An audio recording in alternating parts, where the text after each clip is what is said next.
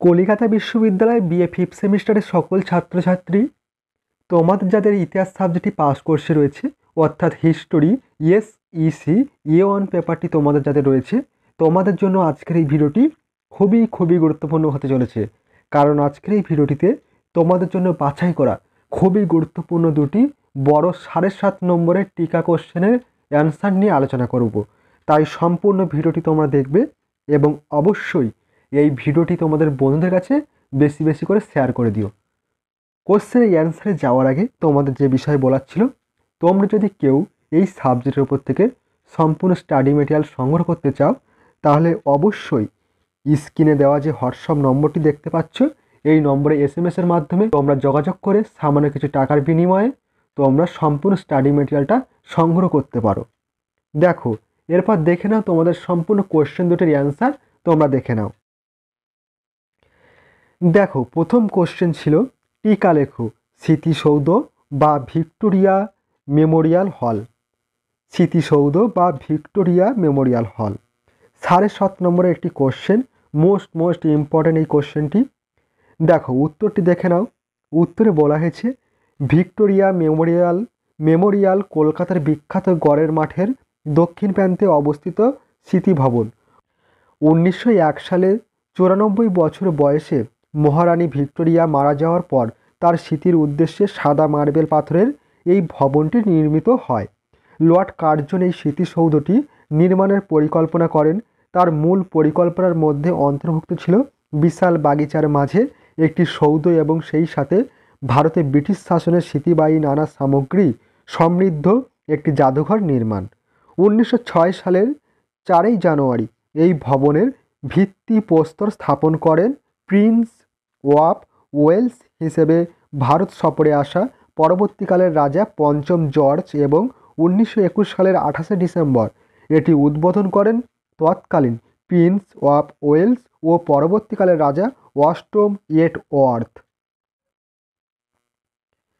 স্মৃতিসৌধটি অনেক বৈশিষ্ট্য সমৃদ্ধ একটি সংকর রীতির প্রকাশ ঘটেছে, যেমন ইতালীয় রীতির মূর্তি, মুঘল রীতির গম্বুজ, তাজমহলের ন্যায় সাদা মার্বেলের ব্যবহার, সুউচ্চ উন্মুক্ত স্তম্ভ শ্রেণী, সব কিছু মিলিয়ে এটি ঔপনিবেশিক স্থাপত্য শৈলীর এক অপূর্ব নিদর্শন।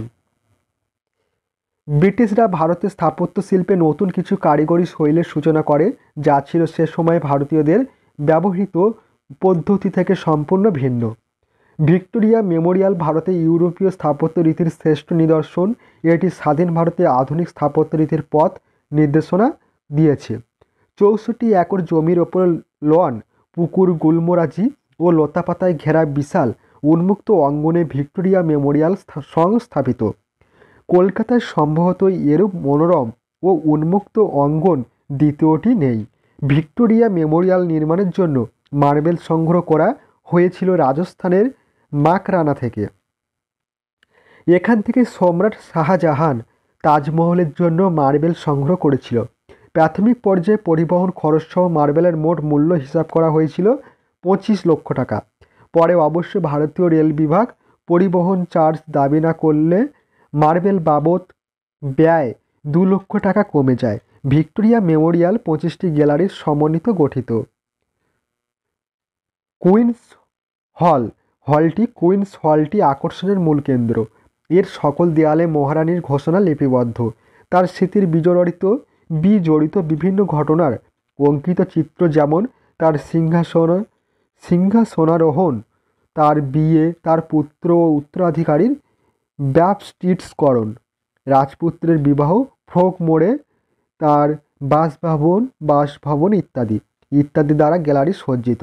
রানীর ব্যবহৃত কিছু সামগ্রী, যেমন শৈশবের ব্যবহৃত তার পিয়ানো, উইন্ডসোর প্রাসাদের দৈনন্দিন চিঠি পত্র লেখার জন্য ব্যবহৃত তার টেবিল ও চেয়ার, ভারতীয় প্রজাদের উদ্দেশ্যে তার শেষ চিঠি ইত্যাদি। ভিক্টোরিয়া মেমোরিয়ালে প্রধান আকর্ষণীয় বস্তু হল রানী ভিক্টোরিয়ার বিষণ্ণ বিশাল একটি মূর্তি। এর দুদিকে রয়েছে দুটি সুদৃশ্য জলাশয়। ভারত শাসনকারী অনেক শাসকই রোমান রীতির পরিচ্ছদাবৃত হয়ে এখানে প্রস্তর মূর্তিতে উপস্থাপিত, যেমন Lord Clive, Warren Hastings, Cornwallis Wellesley এবং লর্ড ডালহৌসি, এমারসনের নকশা অন্যান্য আরও অনেকের সংযোজন দ্বারা আরও বৈশিষ্ট্যমণ্ডিত হয়েছে। ভিনসেন্ট ইসচের প্রধান অবদান হল উদ্ভাবনী আদর্শের দ্বারা পরিবর্তিত ভিত্তি নকশা। তবে তিনি প্রধান প্রবেশ তোরণের ভাস্কর্যসমূহ নির্মাণ, উত্তরাংশের অসাধারণ সেতুর নকশা প্রদান, ফটক ও বাগিচার মনোরম অলঙ্করণ ও তত্ত্বাবধান করেছিলেন। উত্তর প্রাচ্যের উপর ভাস্কর্যগুলি মাতৃত্ব, প্রজ্ঞা ও শিক্ষার প্রতীক হিসেবে নির্মিত। প্রধান গম্বুজকে ঘিরে থাকা ভাস্কর্যগুলি শিল্প, স্থাপত্য, ন্যায় বিচার, বদানাত্য ইত্যাদি জ্ঞাপক। প্রশস্ত মনোরম বাগান ভবনের সৌন্দর্যকে কয়েক গুণ বাড়িয়ে দিয়েছে। গম্বুজ শীর্ষে হাতে বিউগল সহ ভিক্টোরিয়া নামে অভিহিত ব্রোঞ্জের দেবী মূর্তিটি একটি কৌতূহলোদ্দীপক সংযোজন। প্রায় 5 মিটার উঁচু ও 3500 কিলোগ্রাম ওজনের মূর্তিটির বেদিতে বল বিয়ারিং সংযোজিত। বাতাসের গতিবেগ খুব বেশি হলে জায়গায় দাঁড়িয়ে মূর্তিটি অবলীলা ক্রমে ঘুরতে পারে। মনুমেন্টের বাগানকে সৌন্দর্যমণ্ডিতকারী ভাস্কর্যগুলি ইটালীয় শিল্পীদের শিল্পকর্ম। উত্তর দিকে অবস্থিত আরও একটি আকর্ষণীয় ভাস্কর্য হল সিংহ মস্তক মূর্তি। এই মূর্তিটি থেকে পানির 4টি ধারা 4টি পথে প্রবাহমান, যা ভারতের 4 প্রধান নদী সিন্ধু, গঙ্গা, যমুনা ও কৃষ্ণার প্রতীক। ভিক্টোরিয়া মেমোরিয়াল বর্তমানে বহু চিত্রকর্ম, প্রাচীন পোশাক পরিচ্ছদ ও ভারতে ব্রিটিশ শাসনামলের বহু স্মৃতি বহন করে চলেছে। সব মিলিয়ে এখানে প্রায় 3500টি নিদর্শন সংরক্ষিত আছে। বর্তমানে কলকাতায় পর্যটকদের অন্যতম প্রধান আকর্ষণ হলো ভিক্টোরিয়া মেমোরিয়াল হল। এরপর দেখো নেক্সট কোশ্চেন রাখা হয়েছে, দেখো টিকা লেখো সাঁচি স্তূপ। ভেরি ভেরি ইম্পর্টেন্ট একটি কোশ্চেন। তোমরা দেখো কোশ্চেনের অ্যান্সারটি দেখে নাও। উত্তরে দেখো বলা হয়েছে, ভারতের মধ্যপ্রদেশের রাজধানী শহর ভোপাল থেকে 46 কিলোমিটার দূরে অবস্থিত সাঁচির বিদিশাগিরিতে অবস্থিত বৌদ্ধ স্তূপ। পাথর দ্বারা নির্মিত ভারতের প্রাচীনতম স্থাপত্য হল সাঁচি স্তূপ। মৌর্য সম্রাট অশোক গৌতম বুদ্ধের দেহাবশেষের উপর এই স্তূপটি তৈরি করেছিলেন। অশোকের স্মৃতি হিসাবে আজও স্তূপের উপর একটি অশোক স্তম্ভ দেখতে পাওয়া যায়। খ্রিস্টপূর্ব 3য় অব্দে সম্পূর্ণ বালি পাথর দিয়ে তৈরি করা হয়েছিল সাঁচি স্তূপ। তবে অশোকের নির্মাণ করা স্তূপটির সংস্কারের অভাবে ভগ্নস্তূপে পরিণত হয়েছিল। তাই অগ্নিমিত্র স্তূপটি আবার নির্মাণ করেন।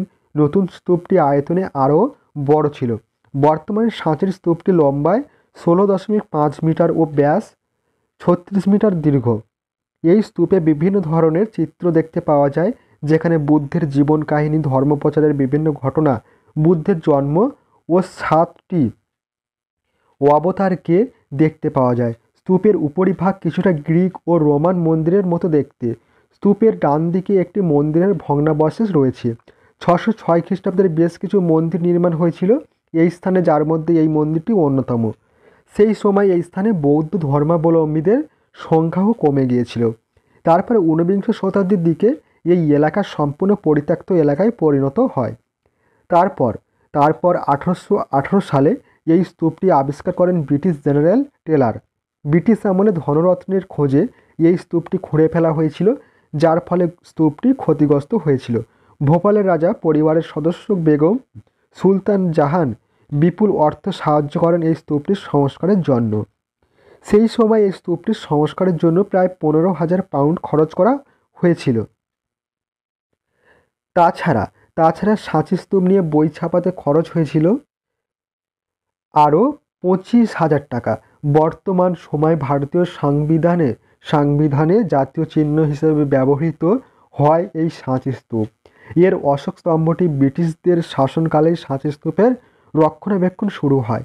ধীরে ধীরে দেশের ঐতিহ্যবাহী ও প্রাচীন স্থাপত্যের অন্যতম নিদর্শন রূপে পরিচিতি পায় এই স্তূপ।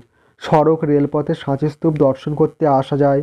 মধ্যপ্রদেশের রাজধানী ভোপাল থেকে প্রায় 46 কিলোমিটার দূরে অবস্থিত সাঁচি স্তূপ দেখতে আসার সঠিক সময় হলো গ্রীষ্মকাল।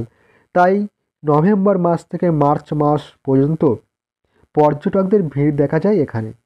এই ছিল তোমাদের সম্পূর্ণ কোশ্চেন দুটির অ্যান্সার। তোমরা অবশ্যই কোশ্চেন দুটির অ্যান্সার খাতায় নোট ডাউন করে নিও এবং ভালোভাবে প্র্যাকটিস করো, অবশ্যই তোমরা কোশ্চেন দুটি তোমাদের পরীক্ষার খাতায় কমন পেয়ে যাবে। আর হ্যাঁ, পূর্বে আমি তোমাদের এই সাবজেক্টের উপর থেকে অনেকগুলি কোশ্চেনের অ্যান্সার আলোচনা করেছি। তোমরা যারা এখনও পর্যন্ত সেই ভিডিওগুলি দেখোনি, অবশ্যই তোমরা এই চ্যানেলে গিয়ে ভিজিট করে খুব সহজে তোমরা সেই ভিডিওগুলি দেখে নিতে পারো। ভিডিওটি আজ এই পর্যন্ত। তোমাদের সঙ্গে দেখা হবে পরবর্তী নেক্সট গুরুত্বপূর্ণ ভিডিওটিতে।